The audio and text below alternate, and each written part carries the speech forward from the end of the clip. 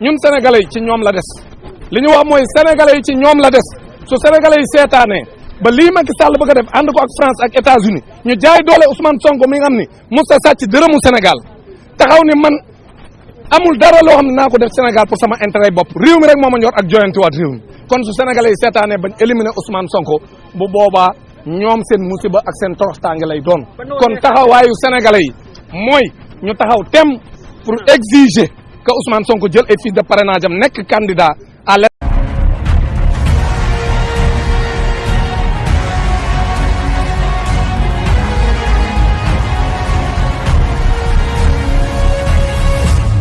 ñu ngi leen di sant yéen ñëpp di leen marsawu ci coono bi ndaxte ci suba ba léegi yéen a ngi fi taxaw di xaar lii nga xam ne moom la Sénégal gépp di xaar moom la waa bitim réew yëpp di xaar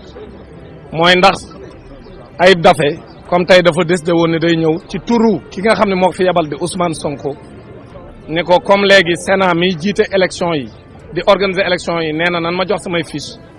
Ousmane Sonko ni ko demal nga déposer encore lettre bi ma la joxoon te la ko doon gàntal bii yoon yaakaar nañ ni administration bi dina doxal li nga xam moom la yoon wax kon loolu nag ñun bi ñu ko yëgee ñun waa LACOS mooy leader allié du candidat Ousmane Sonko nga xam ne Maimouna Bousso mi ngi fii ak ñeneen ñi nga xam ne ñoo bokk plateforme bi yëpp damay bañ a lim di fàtte ñenn ñi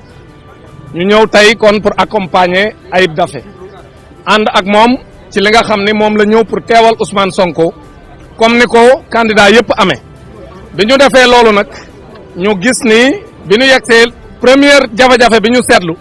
mooy bi ñu yegsee capitaine bi ñu fekk dañu dafa jot ay instruction yoo xam ne dañ ne ko nañ xaar bala ñuy xool ndax Ayib Daffé day dugg wala du dugg bi ñu xaaree ab diir lu toll ci fukki waxtu ak juróom ci la ñu ñëw daan ne Ayib Daffé na ñëw bu ko defee ñu recevoir ko waaye buy dugg du àndaale ak huissier bi loolu mooy première jafe-jafe bi ñu constaté parce que huissier moom acteur de la justice la kenn amul droit ab huissier ñëw ci biir administration ni day dugg ci kër wala day dugg ci benn bâtiment administratif ñu ne ko doo fi dugg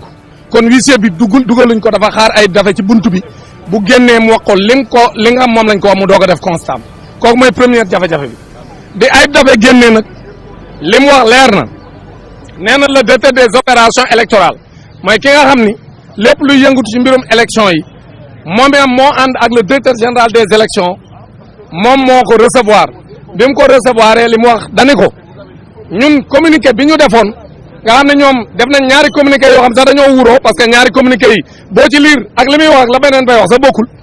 defoon nañ communiqué ñoom waa DG le 20 defaat nañ communiqué le 30 ñu ne ñoom ci seen i communiqué lañ sukkandiku ba mënuñoo jël fiche de parrainage di ko jébbal mandataire Ousmane Sonko léegi nag loolu ñun jàngat biñ ci war a am ñun sénégalais yi mooy président Macky Sall dafa décider ne Ousmane Sonko di candidat comme tous les autres candidats mu taxaw moom Macky Sall yoon ni Ousmane Sonko am na droit jël ay fiche de parrainage am pour dem parrainer ji comme ñëpp te lii ñuy teg Ousmane Sonko mos ñu koo teg benn sénégalais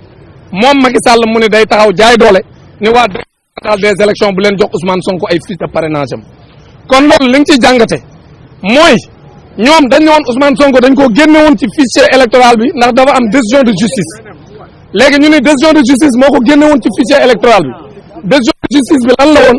mooy ci coowal Adji Sarr bi mu fekkewuloon ñu ne ñaari ati kaso yan ko fa daan moo tax ñu génne ko ci fichier bi alors que juge bi musta wax ni génne leen Ousmane Sonko waa léegi ñoom bu dee dañoo génne Ousmane Sonko ci fichier électoral bi ndax dañ koo daan ñaari ati kaso yu mu war a tëdd te ñoom ñu dem jàpp ko te loi bi ni boo ko see jàpp da nga koy attewaat nanguñ koo atte muy première njombe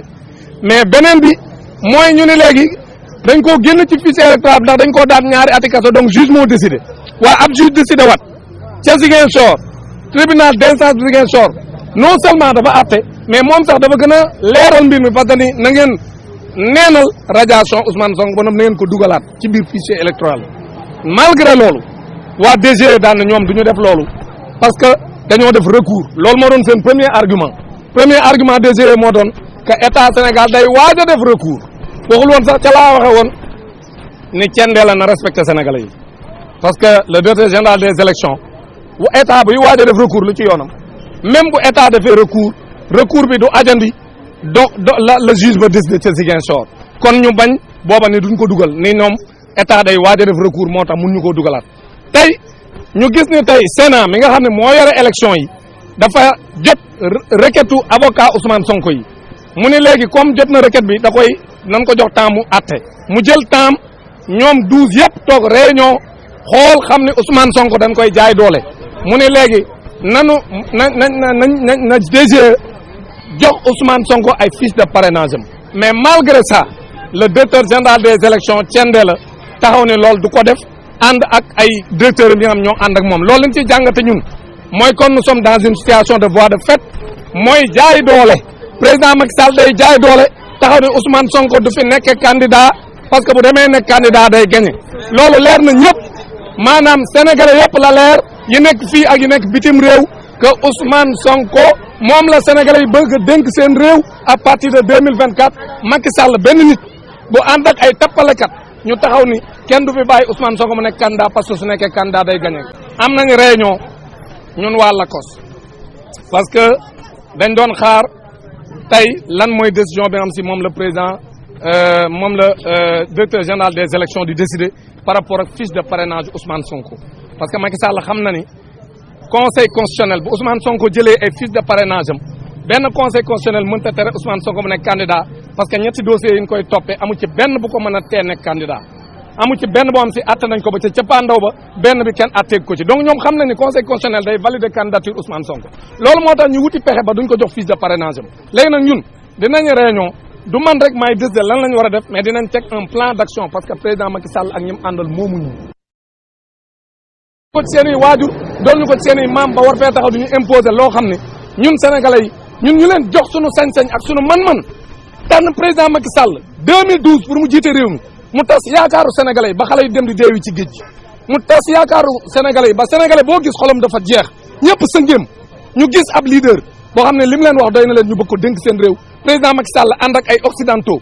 ànd ak la France et les États-Unis ñu nekk ci ginnaawam di ko dooleel ne ko Ousmane Sonko bu jëlee réew mi musiba la ci ñun ndaxte ni ñuy sàcce seen pétrole ak seen gaz ak seen zircon dootul mën a nekk ni ñuy jaayee doole seen waa réew dootul mën a nekk ni ñuy jaayee doole di tibb seen alal di ko yóbbu ngeen di gën a ndóol ñun ñuy gën a développé loolu dootul mën a nekk kon fexe leen ba baare goos bi bu goos bi jël réew mi parce que ko jëlee dana doon njariñ pour sénégalais yi waaye bu ko jëlee du doon njariñ pour ñun européens yi waa léegi nag ñun sénégalais yi ci ñoom la des li ñu wax mooy sénégalais yi ci ñoom la des su sénégalais yi seetaanee ba lii Macky Sall bëgg a def ànd ko ak France ak États-Unis ñu jaay doole Ousmane Sonko mi nga xam ni musta sàcc dërëmu Sénégal taxaw ni man amul dara loo xam ne naa ko def Sénégal pour sama intérêt bopp réew mi rek moo ma ñor ak joyantiwaat réew mi kon su sénégalais yi seetaanee bañ éliminer Ousmane Sonko bu boobaa ñoom seen musiba ak seen toroxtaange lay doon kon taxawaayu sénégalais yi mooy ñu taxaw tem pour exiger que Ousmane Sonko jël ay fiches de parrainage am nekk candidat à l'élection présidentielle de 2024 bu ko defee sénégalais yi tànn ki ñu bëgg a tànn mais président Macky Sall mënu fee nekk di ñu tànnal ab doxandéem di ñu tànnal ak ko neex pour mu bëgg ñoo jiite réew mi moomuñu ko kon Ousmane Sonko candidat lay doon incha allah dañuy xeex pour ñu jox ay fiches de parrainage am